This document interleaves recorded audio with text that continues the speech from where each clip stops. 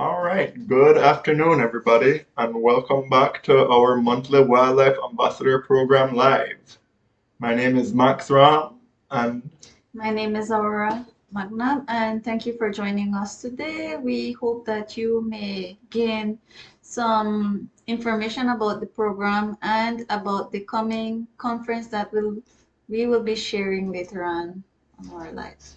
all right. And unfortunately, Dr. Isabelle is busy at the moment, so she won't be joining us today, but we still have some exciting topics for you guys. Good afternoon, everybody, and welcome back to our... Sorry about that. Slight technical difficulty. Um, But yeah, here we are again for another live update, and like I said, we have some great topics for you guys. So first off, just like every live, we're going to start with our Basie One Health song, and then we'll get right into it. See, icon, yeah. Listen me, listen me, listen me. Listen me, listen me, feature. Spread that one that with the paper across the region. Listen me, listen me, feature.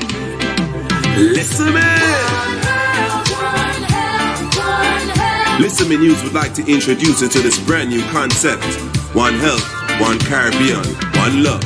One health, one Caribbean, one love. Together we're strong. One health, one Caribbean, one love. Together we're strong. One health are the brand new concept to fight virus and diseases. Calling all of the various doctors, let's work together to achieve this. Human doctor, animal doctor, the environmental doctor. Each one an important factor. The public health have a brand new chapter. A good example of chickpea. Even if it don't hurt you, then it still a hurt me. If you check the process, you will see it move from the environment to animal, then to we. First from the egg in the water, then from the water to the mosquito, then from the mosquito it goes straight to the people. But if we work together, then it leads to one health, one Caribbean, one love. Together we're strong. One health, one Caribbean, one love. Together we're strong. One health is not just for people with medical occupation. It is for the entire population. So we need everyone cooperation across the region. Improve food security, better solid waste management and water purity. Protect the habitat for you and me, for the animals on the land and the fish in the sea. One Caribbean, one love. Together we're strong. One health, one Caribbean, one love. Together we're strong. Listen me. Enough respect to one health leaders. 12 countries across the region. To a help the Caribbean, them are leaders. Let me list out the island: Jamaica, Grenada, Guyana, Belize, St. Lucia, St. Vincent and the Grenadines, Suriname, Barbados, Dominica, Trinidad, Tobago, Haiti, Antigua. One health, one Caribbean, one love. Together we're strong. One health, one Caribbean, one love. Together we're strong. One health, one Caribbean, one love. Together we're strong. One health, one Caribbean, one love. Together we're strong.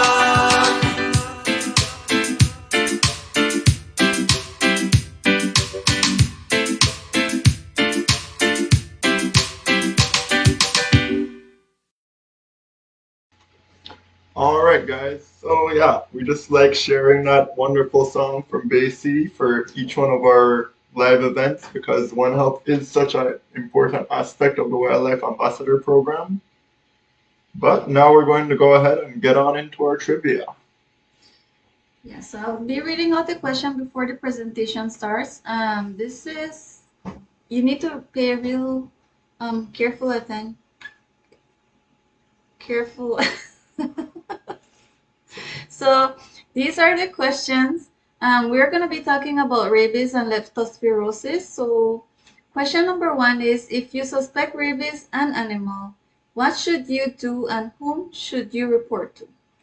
The second question is, what is leptospirosis and how is it transmitted to humans and animals? So we want you to stay tuned, listen to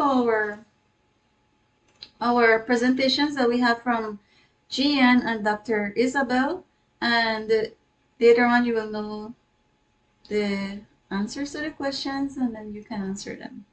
Yeah, go ahead and comment your answers, guys. No rush, but if we do get some comments by the end of this live, there might be some prizes for the lucky winners, if there are any, of course. And all right, so into our first topic of today's live. We're going to be going over some of our events that are upcoming. So the first one of those will be our Wildlife Ambassador Conference. And this year we're going to do this virtually, so you guys can all sign in on Zoom. We especially want to encourage wildlife ambassadors to join us for this, but anyone else is free to join in as well. So that will be virtual at 10 a.m. on October 18th, which is a Saturday. So we're hoping that everybody has a little time to find out more about the Wildlife Ambassador Program, the topics that we cover, and just some of what's going on here at the clinic as well.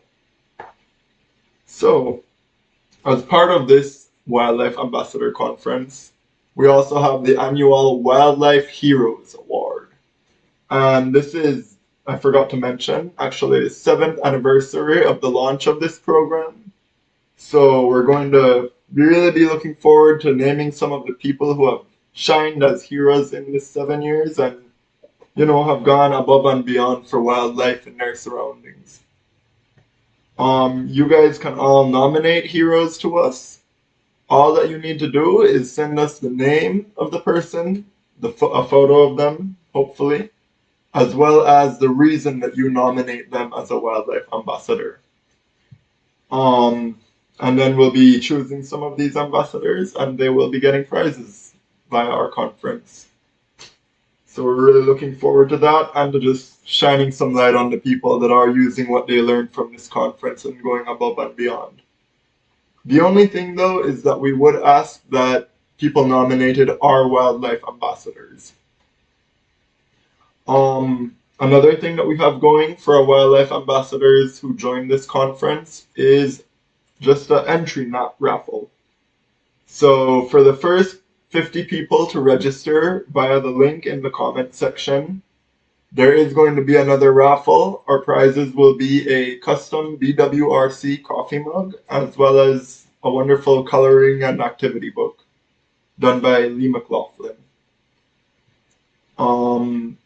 So yeah, we really want to get you guys on board for that. So if you are an ambassador and you haven't registered yet, be sure to do so. And you're not only supporting us, but you have a chance to win something via this raffle as well. And yeah, we already have some exciting guest speakers lined up for you guys to give a better idea of some of the topics that we cover. Of course, we'll be doing some explaining as well. And I'm proud to say that we'll be joined by our previous wildlife educator, Mr. Gian Vasquez, for this event. So we're really looking forward to it, and I hope that you all are as well. Sorry. And then also we will be having a raffle during the conference. So if you join in on that, if you're part of this Zoom meeting, you do have a chance to win as well. So yeah, remember to register, remember to nominate. We already have some really strong nominations, guys. So make sure that, you nominate someone who you really see going out of their way for wildlife. And on to our next event, which will be the 13th annual BWRC fundraiser gala and silent auction. So this will be taking place at the San Ignacio Resort and Hotels, Bedran Hall, sorry. And that will be on November 1st at 6 p.m. So, since this is the day right after Halloween, we do have a nice twist to this year's gala.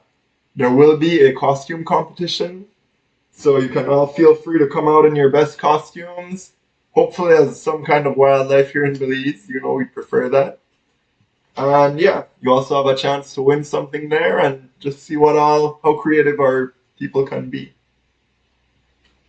I see a comment asking if this was about screwworm, and don't worry, we will get into that topic shortly. We do have several topics to cover. It is going to be a 1 hour event, so we'll be there very soon. But for the moment, on the gala and silent auction, it is available. There is an entry fee of $75 per individual ticket, and it gets cheaper if you buy more than one ticket at a time. So we highly encourage that. And there's also a chance to win door prizes, bid in our silent auction on all kinds of items like hotel stays, breathtaking tourism adventures, some wellness services, and even original and one-of-a-kind art pieces. So it's something that you guys will really want to be a part of. And on that note, we're also looking for any businesses or even individuals who are willing to make some donations, whether it's for support of the entire program and all, just by putting some money towards it, or donating items for our silent auction. We really would appreciate this, as we are a non-profit here. We are offering charitable services, and one patient alone this year, Georgie the howler monkey, who some of you might know as our screwworm survivor, has already costed the clinic $6,897 as of last week. So we're spread thin, and any help that we can get is definitely appreciated. And back to the gala though. We do have a 3-course meal coming up. We do have this costume contest. And the best of all, by joining, you do help us to support our charitable services here at BWRC, and that goes a long, long way, guys. So reserve your spot today, and yeah, the link for registration for that is also right in our comments section. And now I believe we'll be getting on into our next topic, which will be our New World Screwworm update. Figuring fact from fiction with the New World Screwworm. So we have had quite some questions. We know that there have been some common misconceptions about the New World Screwworm since it reached here in Belize. Some things that I'd like to stress and some questions I'd like to answer briefly before we get into Dr. Isabelle's presentation. The New World Screwworm and the botfly that we see here in Belize are very different maggots, and the screwworm is definitely a whole lot more harmful and can be detrimental to livestock, domestic animals, wildlife, and even as we've seen in 2 cases, it can affect people. So, and then the other is we had a question about if it affects birds, and yes, it does. The New World Screwworm can affect all warm-blooded mammals and potentially others as well, but yeah, it does affect birds, in short. So, let's get on into Dr. Isabelle's presentation. Hello and welcome to another presentation in our series on One Health and zoonosis under the Belize Wildlife Ambassador Program. Today we're talking about a nightmare of a parasite. It's back 30 years after it had already been eradicated.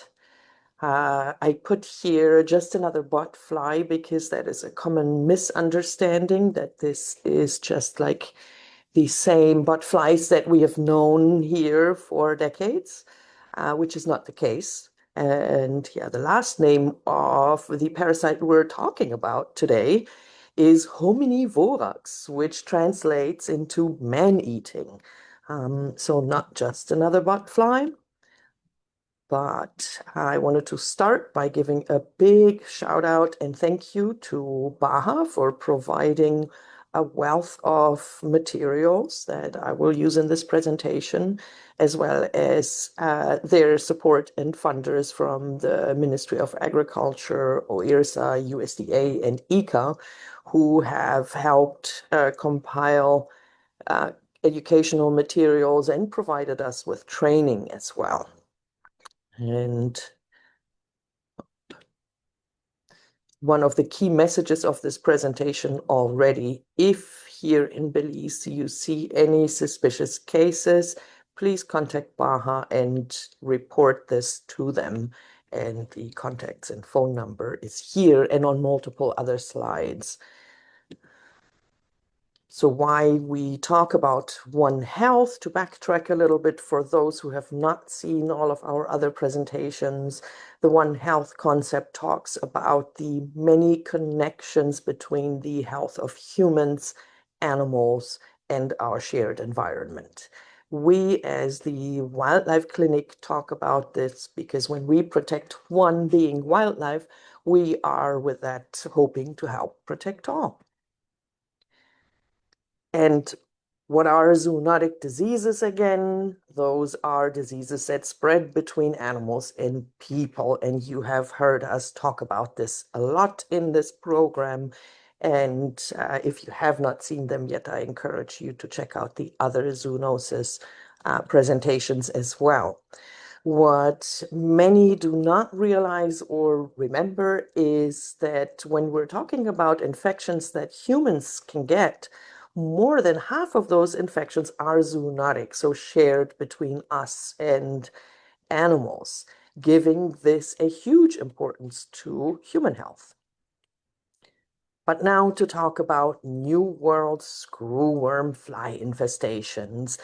We will talk about what is this, how common is it, what does it look like in animals and humans, how do we get it, how do we know we have it and diagnose it, and then most importantly, how can we avoid getting this, what's the prevention, and a bit on treatment. So what causes this disease is a fly called Cochleomia hominivorax, or New World screwworm fly, and it causes myiasis. The look of the fly is about 8 to 10 millimeters, metallic blue-green with reddish-orange eyes, as you can see there. The larvae do look like just a botfly, creamy white with series of spines on them. And the eggs do look like other fly eggs as well. So we have to talk a little bit about the life cycle, starting with the adult fly. Takes about 6 days, and they will lay around about 300 eggs per fly that will hatch within only 10 to 20 hours and turn into these larvae, which will then develop really quick. Again, unlike all the other botflies, they develop in only 5 to 7 days in the wound, and then they will pupate. And 7 to 10 days later, we have potentially 300 more adult flies who each can lay 300 and more eggs. So highlight here on the very fast development, which already hints towards prevention, is we have to very frequently check our animals every day because this parasite develops very fast into very severe infestations. So yeah, the eggs are laid on edges of wounds and they hatch within a half a day to a day. Here you see this image of the larvae, and they burrow deep into the wounds, and it looks a bit like a corkscrew, which gave them their name. However, unlike botflies that do not cause much damage, these will cause extensive damage and eat down into the flesh or whatever tissue is below where they infested. So here is a picture of the larva. And now to the prevalence in Belize at this point. We have had cases in domestic animals, wildlife, and humans already. The first case in domestic animals was reported on December 28th last year. and that was in cattle in Toledo. The first case in wildlife was reported then in July 29th this year in a howler monkey here in the Cayo district. And then shortly thereafter, the first human case was reported on August 18th. The total number of reported cases as of September 8th, was 527. And in this graph here, you can see some of those numbers. So elsewhere, the most commonly affected species by this fly is cattle. However, here in Belize, most commonly now, we see it in dogs. You can see this here. Canine is 268 cases so far, and cattle is 121 cases. We can go down here, so 60 cases in pigs, 36 in horses, 26 in sheep, 5 in goats, and then 3 in monkeys, 3 in cats, and 2 human cases by now. All warm-blooded live animals can serve as a host. This is what has been reported so far.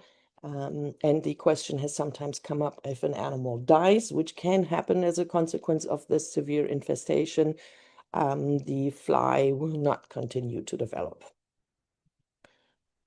The numbers are increasing, hence us now compiling a separate presentation. Despite there being a lot of material already, we wanted to put it together in this format for you as well.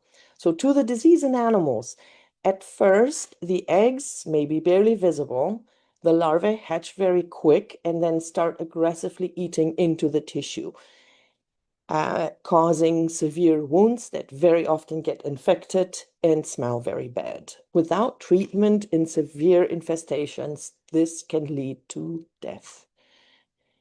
Now to the picture here of our first human case in Belize. Similarly, the first symptoms of infestation will appear quickly as soon as the larvae hatch. And yes, so the wounds are often associated with bad smell. Sometimes the larvae may not be as visible deep in the wound, but the smell may give this away from afar. And secondary infections with bacteria on top of it, making this a lot worse, are very, very common. So how do we get this? Through having any wounds. The fly will lay the eggs next to or into wounds. That wound can be as small as a tick bite, so barely visible. Any surgical incisions can also serve as an invitation to this fly, which can unfortunately also enter nose, ears, or mouth, and then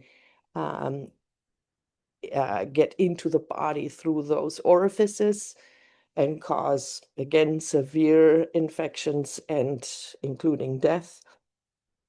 And sadly, for humans, it is especially compromised and handicapped persons that are at high risk.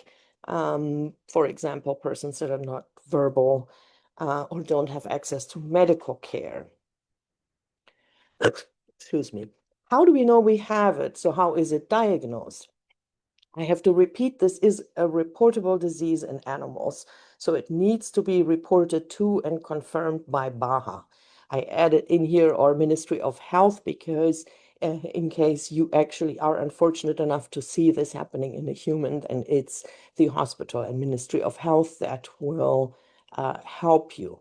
How do we recognize it? You could say it's fairly simple by the clinical symptoms, so larvae in a wound.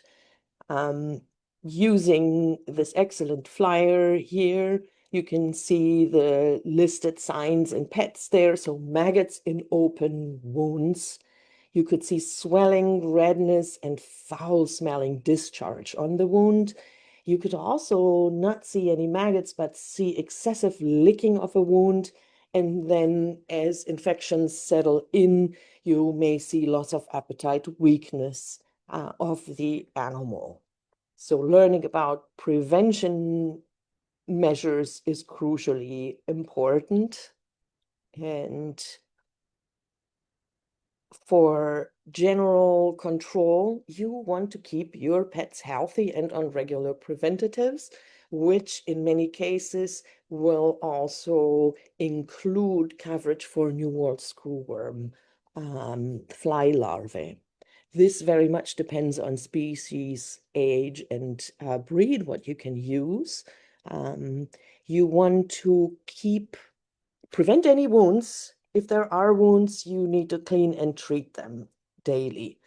Talk more to your veterinarian. And again, repeating from the BAHA handout here, monitor daily and treat any wounds clean daily. And any infestations you notice, report them immediately. The New World Screwworm can spread very fast, so your awareness and quick action will make all the difference. Because as mentioned, any larvae that is not removed and killed will turn into a fly that can lay 300 and more eggs, aka flies, and more worse infestations with this pest. So some more tips on prevention. Again, check pets daily for any wounds, keep any injuries clean and covered, use approved fly repellents, and ensure and monitor daily if there are any surgical incisions on your animal, and report suspicious wounds immediately. So how it can affect is, as mentioned, through open wounds, even tiny ones, surgical incisions. Umbilical cords and newborns are also a route that this fly can take, so those need to be treated and checked daily, as well as body openings. Remember, the larvae hatch within 12 to 20 hours and begin eating tissue and causing destruction very quick. So always watch for wounds, foul-smelling discharge, visible maggots, reluctance to eat or move in these animals, or excessive licking and swelling. So if you do suspect screwworm, isolate that pet, prevent any fly contact with a wound. Do not treat it yourself, but contact your veterinarian and report to the animal health authorities, aka BAHA. So it is a notifiable disease. The notification is crucially important so that this pest can be eliminated again. The next material by BAHA. If we want to control the spread of New World Screwworm, we must treat and cure all wounds. You have to ensure, with the help of your veterinarian, that all larvae are removed from wounds and destroyed, because otherwise every larvae, aka worm, will be a new fly, laying hundreds of new eggs. Specific to livestock, you want to treat the navel of newborn animals until it heals. You can use preventative treatments with 1% ivermectin before procedures like dehorning, ear tagging, and castrations, where you know there will be incisions that will be invitations to this fly. And yes, in case of cases all, or of a confirmed case, all larvae need to be removed and approved larvicides applied. And yes, do not try to cure with home remedies. I have to say, I see a lot of chatter on social media with toxic products that are suggested to be put on this to kill the larvae. And we do not recommend you follow any of those, because many of those treatments could be deadly to your animal. They may kill the screwworm, but they will also kill your animal. So again, call BAHA and your veterinarian for more information. And together we can eradicate it. It will not be easy, but the first most important step that everybody can take is strengthening good husbandry practices to keep giving this fly any opportunity for wounds. So repeat one more time, check your animals daily for wounds or worms. Also eliminate any potential obstacles, meaning if there is sharp corners anywhere where your animal could get hurt and then have a wound, that would be an invitation. If you can, please eliminate those. Specific to livestock, do not transport any injured or illegal animals, and consult your trusted veterinarian. So elimination really needs your support in being aware, detecting, reacting very fast, and immediately reporting so that you can get treatment and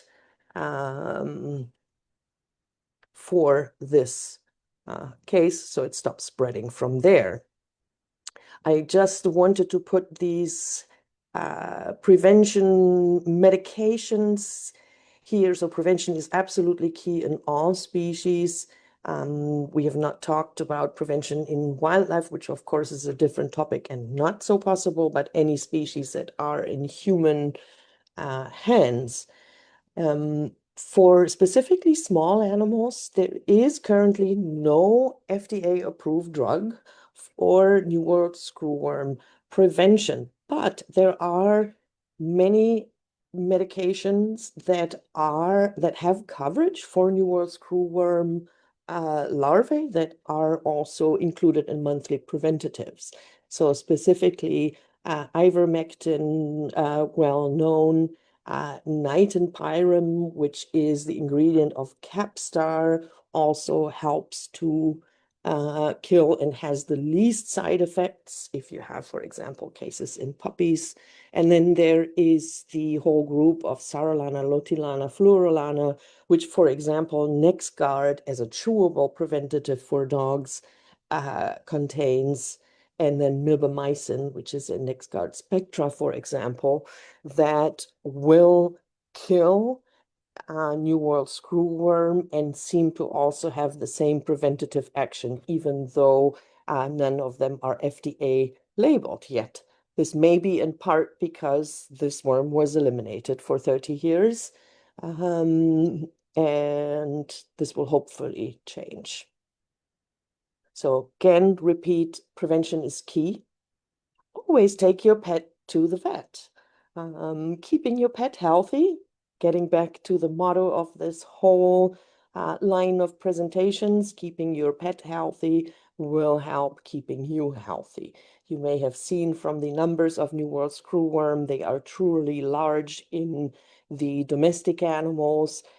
We have now had 3 cases in wildlife and 2 cases in humans. So if we protect our domestic animals from this parasite, we will also be protecting our humans. So keeping our animals healthy ultimately helps us humans in many which ways.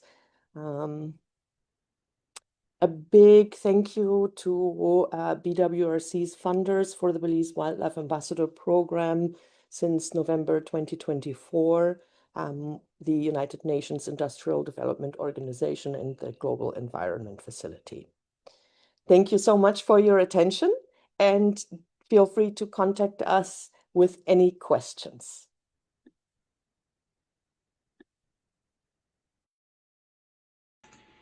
All right, so that was Dr. Isabel's presentation where she talked about New World Screwworm. And now we will jump into another presentation from our previous wildlife educator who completed his master's degree and is now back in Belize. So he will talk a little bit about leptospirosis, and if you have any questions, please put them under the comment sections and we can answer them. Or we'll get to him and get you guys some answers. Hello and thank you for watching this other One Health Important Zoonosis video. Today we'll be talking about leptospirosis, which is a globally important zoonosis.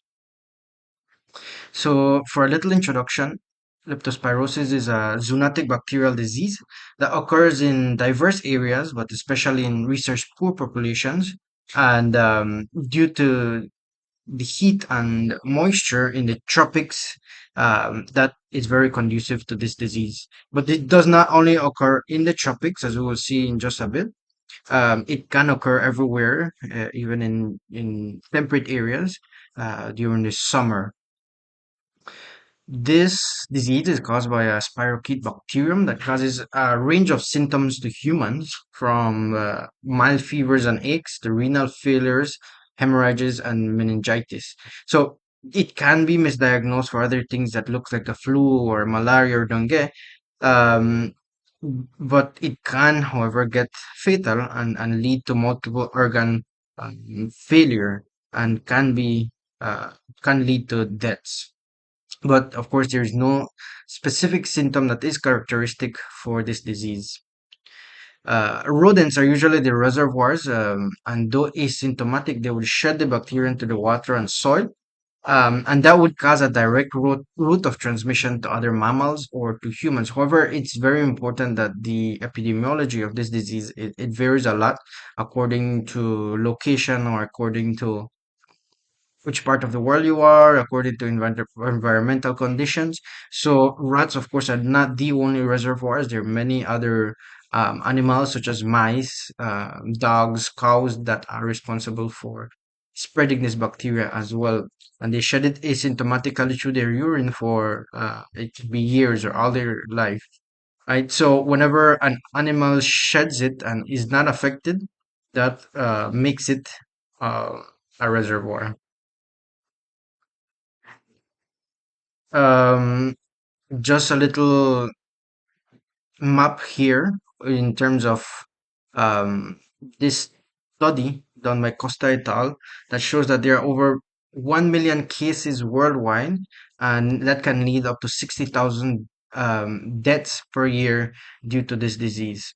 And again, I just want to point out here, if you notice, if I point out the belt of the tropics, this is where this disease occurs mainly, right? So, of course, the heat and the moisture is something that would lead to more cases of leptospira. But like I mentioned earlier, up in the north and in the south, there are still some cases, due to the fact, well, this exists everywhere. And if, for example, if you do summer sports in the temperate regions, this could lead to exposure as well.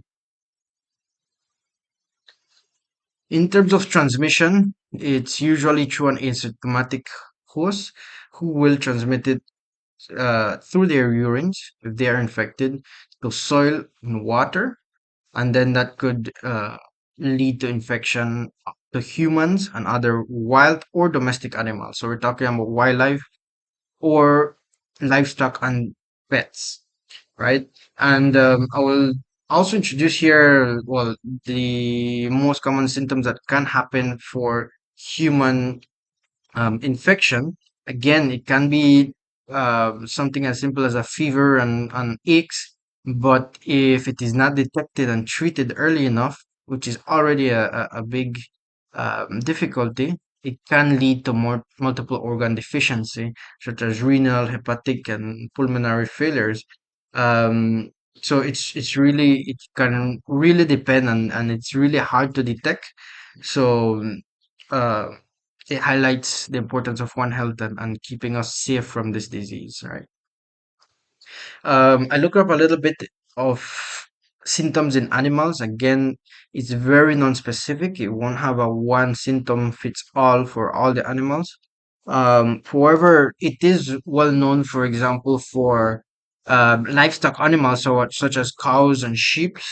You will have an increased case of abortion, stillbirth, infertility, and another thing is that it damage production as well. So milk will decrease, milk production will decrease, and sometimes you might see slightly red stains in the milk. But again, it varies here. You can pause the video and take a look at different ways that animals can be affected. This is from CDC, and you can go ahead and look up any materials that they may have as well that helps you. However, talk to your veterinarian if you suspect your pets or your livestock has any uh, have any new symptoms that you might not be aware of. Always keep in touch with your vet. So how to prevent this disease? So again, it is a disease that spreads through the environment, so through water and soil. So keeping away from water that might be contaminated with animal urine, especially, and this is how a lot of the cases, well, they spike after floods and hurricanes and or heavy rainfalls. This is where you would get a lot of cases in the tropics. For example, if you have a hurricane here in Belize and you go out barefoot and you're swimming in the flooded waters, right? This is a perfect conduit for you to get infected with this disease. And of course, not only this disease, there are many other diseases that you can get while swimming in flooded waters, right? So, yeah, avoid contact with animals that may be infected. If you suspect a dog, a cat, or pets or livestock, you know, take the precautions, protect yourself, use proper gear before coming in contact with those animals, especially the urine. But of course, other bodily fluids can anything regarding to blood or placental excrements could also host some of these bacteria as well. Take precaution before water recreation activities. If you take part in water recreation like swimming, boating, fishing, you do want to be aware. I mean, probably here in Belize we don't have warnings according to region, but you try to take your precautions as much as possible. And if your area is infected in terms of gardening and outdoor activities dealing with soil, this is another way that you can can be risky. High risk workers like veterinary professional farmers who are, high risk and have high exposure. Well, all we can do is advise you to wash your hands frequently, wear proper PPE. And in some countries, there are the vaccination available. Um, so that would be, if possible, to get vaccinated against this disease. However, most of the vaccinations it covers only one of the main species of Leptospira interrogans, but it's already very helpful. It's the most common and highest virulent species. There also exists vaccination against leptospirosis for animals, for your livestock animals. So if your animals have a risk of getting contaminated with this disease, that would be something that would be advised. Control the rodent population as they are one of the main reservoir species that can infect us and our animals, right? So talking about rats, talking about mice, they are one of the most highest reservoir species around the world. So that would be wise. In terms of treatment, if the infection is detected early enough, it may be treated with antibiotics such as doxycycline or amoxicillin. However, must mention here that treatment or detection and diagnosis is one of the most difficult things when it comes to this disease. The gold standard for diagnosis in leptospirosis is paired microagglutination test, which basically uses live antigen bacteria to react with blood or serum from the patient. However, you need to be able to have that with high level of expertise in terms of keeping bacterial cultures or living antigens in order for you to be able to do this. So not any lab can use it can do this, right? The other highly acceptable test would be molecular detection, so PCR through DNA test. Well, of course, I mean, in those low research countries, you don't have this available um, as much available as in other countries. There is some rapid diagnostic tests. However, these are restricted to detect immunity, and then immunity comes 2 weeks after you get infected. So it's a bit tricky. It probably does not detect the disease early enough. And it does work for specific or select species of Leptospira, and it all depends which species is going around in the country or in the area. Um, this is just a quick little view of how the the cycle of infection occurs, right? So you have an acute stage where in the first week is where you would have most of these symptoms, right? And it would not appear in your urine, for example, until after in week two, right? So it all depends, and this is the most important one to see. Um, this IgM is the one that we usually test for in these immunological tests. However, this occurs from week two, and then it decreases over time. Only the IgG stays for years in the blood. So that's why you can detect through a microagglutination test if you have IgMs or IgGs, which would tell you, more or less the time frame of infection. But again, blood, for example, you can only culture it in the early stages, but afterwards, um, you can only culture it from the urine. So it really, it's very motile. It will move from the blood from the first week or two into urine. So why is this relevant to One Health? Well, it is a disease that can infect the three domains of One Health, so animals, humans, and the environment through the water and soil, and hence protecting or controlling animals, in this case, controlling reservoir species such as rodents, and protecting our animals by vaccination and proper care would protect us as well from this disease. Another thing that is important in terms of One Health is that it affects the tropics and can have a greater toll in low resource country. So it affects disproportionately, right? So this is what I have for you today. Thank you for your attention. And if you have any questions, you can make them in the comment section below. Thank you very much. All right. Well, thanks again. Well, a huge thanks to the Wildlife Ambassador Program's last educator, Mr. Gian Vasquez, and also a huge congrats to Mr. Gian Vasquez on finishing his master's degree. I know that a large focus of it was leptospirosis, so yeah, we're really grateful to have him as an expert on this topic give us such a great talk. And now, I hope this isn't too much zoonosis for you guys, but we do want to talk about rabies for a bit.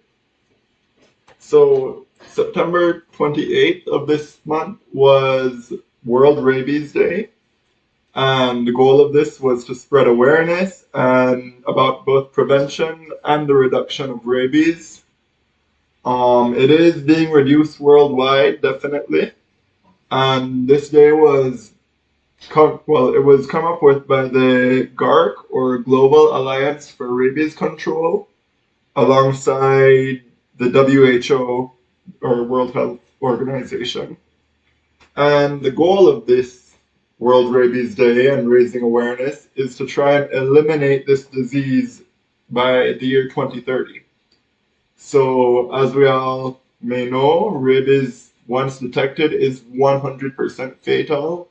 It does still occur in some communities. We do see human deaths from this, and it's something that hopefully by having this day to raise awareness can be eliminated in the foreseeable future. Another just quick note on this before we get into another presentation by our previous educator, Mr. Gian Vasquez. It is estimated that every year 59,000 people die from rabies, and about 40% of those people are children. So, again, guys, this is a really important disease to eliminate. It is very preventable, and the best way to go about this is vaccination drives and raising awareness. So, yeah, let's get on into our next presentation by Mr. Gian Vasquez. Hello, and thank you for watching this other One Health important zoonosis video. Today we'll be talking about leptospirosis, which is a rabies. is one of the most important zoonoses that falls under the One Health concept.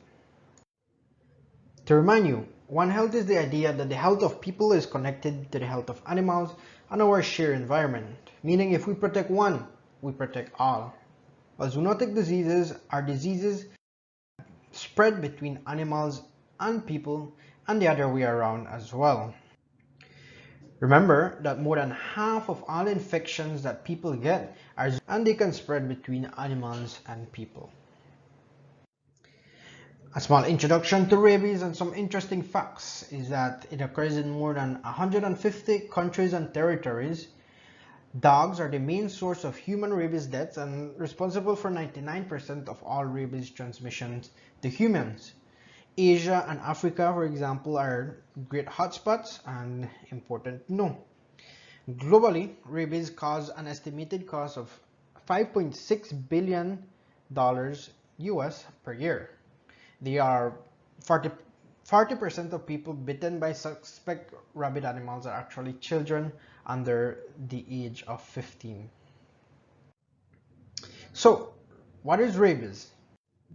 Rabies is a vaccine-preventable zoonotic viral disease. Once clinical symptoms appear, it is virtually 100% fatal. Rabies comes from animal bites and can affect both domestic and wild animals. Who can get rabies? Well, all warm-blooded animals can actually get rabies, i.e. mammals. Mammals are all warm-blooded animals with fur, hair, and produce live young.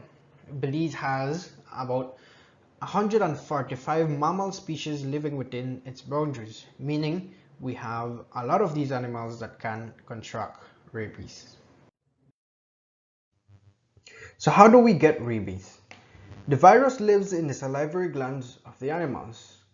So you can get rabies through bites, licks, scratches, and open wounds. However, you cannot get the virus through blood, feces, or urine, meaning you cannot get it just by touching a rabid animal.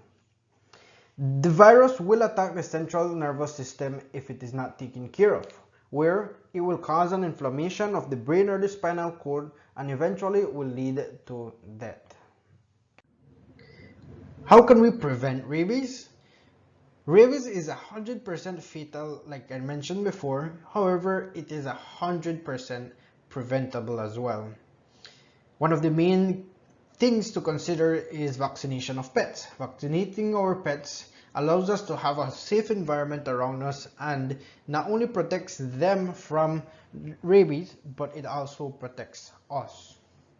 Awareness and education is also important. Knowing how to avoid this is the best prevention there is. It is important to know that you should always stay away from wildlife and never try to touch wildlife. Get vaccinated if you are a high-risk person, essentially forest department officers, zookeepers, or veterinary technicians. While symptoms are hard to point out generally because there's a large incubation period and symptoms can vary. However, we know that it can be from 1 week to 1 year, and the initial signs of rabies may include fever, pain, and an unusual or unexplained tingling or burning sensation on site wounds would point you towards rabies. Animals or humans can and will show abnormal behavior when infected. The obvious signs of rabies can be seizures, foaming or drooling at the mouth, paralysis or falling over, as well as aggressiveness even to inanimate objects. It's important to note that there are two forms of rabies where an animal can be aggressive, but there's also a dumb form where they would have less physical activity as well. When it comes to treating, one of the best treatments could be to not ignore any bites or scratches and immediately wash. The virus may take long to reach the central nervous system and give symptoms. However, if you wait until you get symptoms, it might be way too late. The first thing to do is to wash the wound continuously with soap and water for 5 to 15 minutes. When it comes to the scenario in Belize, the last human rabies case was in 1989. However, there is a current outbreak in livestock, specifically cattle and sheep. Note that you should never, at any circumstances, insert your hand inside a cattle's mouth or interfere with a cattle carcass. Rabies can also be transmitted by bats, specifically the vampire bat. However, we have around 81 bat species and it's hard to tell which species is which. So generally speaking, never touch a bat. This video demonstrates a rabid fact that was brought in from the forest department. As you can see, it's fallen over and it's actually biting on the cage door and has some form of neurologic signs with the twitches shown there on the video. This fox was handled and they did not know that the fox had rabies. So it's important to know these signs and be able to tell from afar, and most importantly, never touch wildlife. For your reference and extra reading, you can visit the CDC website, and we also recommend the World Health Organization as well as the Global Alliance for Rabies Control. The links are found here and will be provided in the PDF version of this presentation. Thank you for listening, and if you have any questions, you can email us at bzwildlifeambassador or give us a call at our hotline at 615-5159 if you are ever unsure of any rabies situation. Thank you.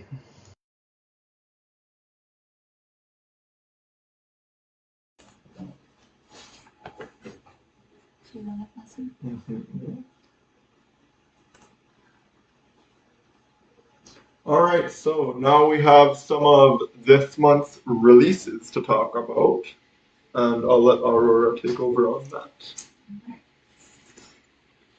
So, as you may know, and if you follow our pages, our Facebook page and all of our social media pages, we have had rescues, and this includes wildlife rescues. We are going to share some releases of some of our wildlife that have been here and they have completed all the rehabilitation process. You will see the little armadillo that we have had, and big thanks to our rescuers who have called in and assisted us to save these wildlife that play an important role in our environment. We also have the iguana sanctuary, who also assists us when it comes to iguanas that have been injured or they're not doing well.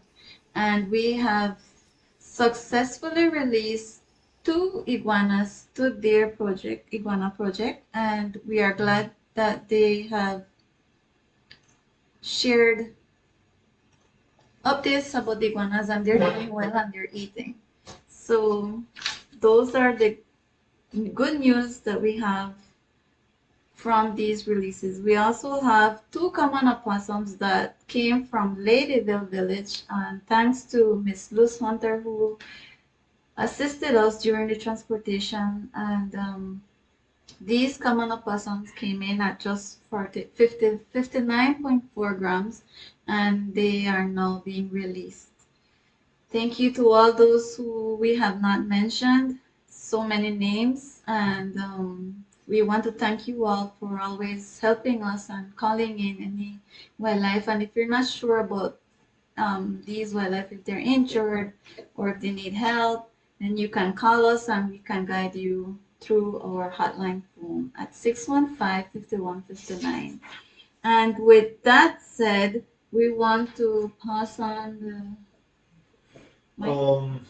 Yeah, so again, thank you to everybody who's assisted us, whether it be in terms of rescuing animals, transferring animals to us, being a volunteer or an intern or a visiting vet here at BWRC. It really takes a team to make all of this happen, guys, and each one of you play a super important role here at the clinic. So yeah, thank you very much. And now, in our closing, since it is September, our patriotic month here in Belize, I would like to introduce a song from Mrs. Marga Walls and Mr. Jan De Jong, which is named Belize Our Jewel. And that will be our closing song today, guys.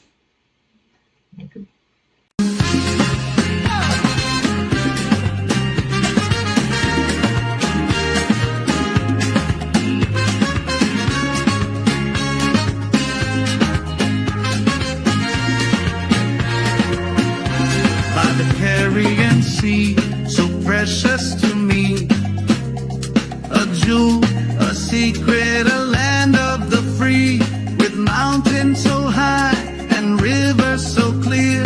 Belize, we hold you so very near. Nation so small, yet your spirit so tall. Your sea rich and blue, your jungles enthrall. The jaguars that roam where the wild runs true. Belize, every heartbeat belongs to you. Belize, our jewel, our pride, our home. From island shores to forests unknown, your beauty untouched in green and blue. Belize, forever we stand with you.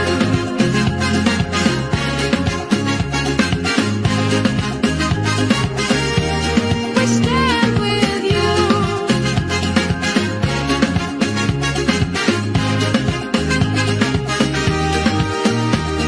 A history scarred, yet you found your way. Through struggle and pain, you're here to stay. No wars have torn your freedom apart. Independent you stand with strength of heart. We stand in awe as your secrets unfold. Your islands so bright, your beaches of gold. Belize, your story is written in song. A land that is ours, where we all do you. Belize, our jewel, our pride, our home. From island shores to forests unknown, your beauty untouched in green and blue. Belize, forever we stand with you.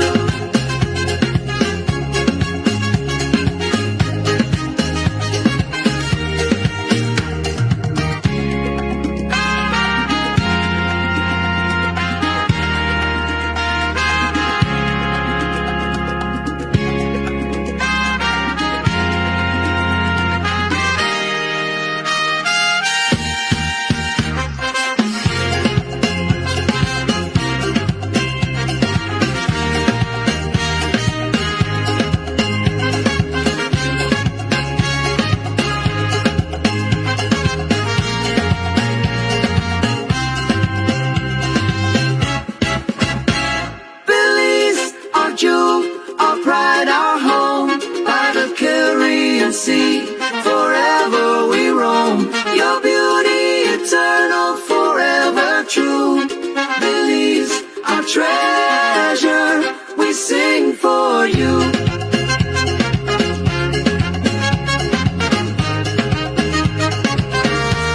We sing for you.